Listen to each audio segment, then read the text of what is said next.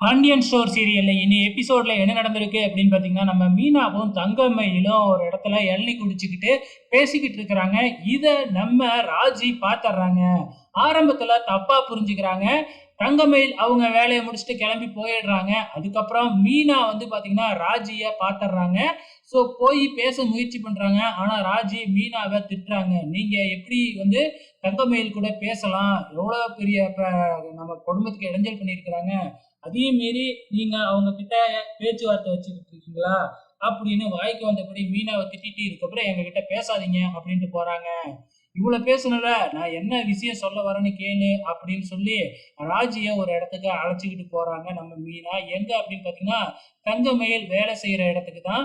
அங்க அழைச்சிக்கிட்டு போயிட்டு தங்கமயிலோட காமிச்சு தங்கமயிலோட நிலைமை என்ன, தங்கமயில் என்னெல்லாம் பண்ணுனாங்க அப்படிங்கிற எல்லா விஷயத்தையுமே சொல்லி கடைசியா தங்கமயில் கன்சீவா இருக்கிற விஷயத்தையும் அத சரவணன் கிட்ட சொல்லி ரிப்ளை வந்த விஷயம் எல்லாத்தையுமே சொன்னதுக்கு அப்புறம் தான் நம்ம ராஜி புரிஞ்சுக்கிறாங்க. கடைசியா என்ன, ராஜி கிட்டயும் இந்த விஷயத்த வேற யாருக்கிட்டயும் சொல்லாத அப்படின்னு சொல்லிடுறாங்க.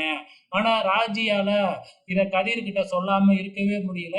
கதிர் கிட்ட சொல்லிடலாமா அப்படிங்கிறத மீனா கிட்டயே போன் பண்ணி கேட்டிருக்கிறாங்க. மீனா சொல்லாத அப்படின்னு சொல்லி சில அட்வைஸ் எல்லாம் பண்ணதுக்கு அப்புறம் வேணாம் சொல்ல வேணாம்னு முடிவு எடுத்துறாங்க. இவங்க கோச்சிங்க முடிச்சுட்டு வரும்போது கதிர் அழைச்சிட்டு போகும்போது ஒரு டீ கடையில நின்று டீ குடிச்சுக்கிட்டு இருக்கும்போது நம்ம ராஜியோட அப்பா அங்க வராரு. வந்த உடனே கோச்சிங் கிளாஸ் எல்லாம் போறியாட்டுக்கு, நல்லா இருக்கியா அப்படின்னு நல்லபடியா விசாரிக்கிறாப்புல. ராஜிக்கு பயங்கர சந்தோஷம். தன்னோட அப்பா வந்து நல்லபடியா இருக்கியான்னு கேக்குறாரு அப்படின்னு சொல்லிட்டு, ஆமா வீட்டுல ஏதோ பிரச்சனையாமே, உங்க அப்பா கொடுத்த 10 லட்சத்தை கேக்குறாமே, நான் கொடுக்கட்டுமா அப்படின்னு கேக்குறாப்புல.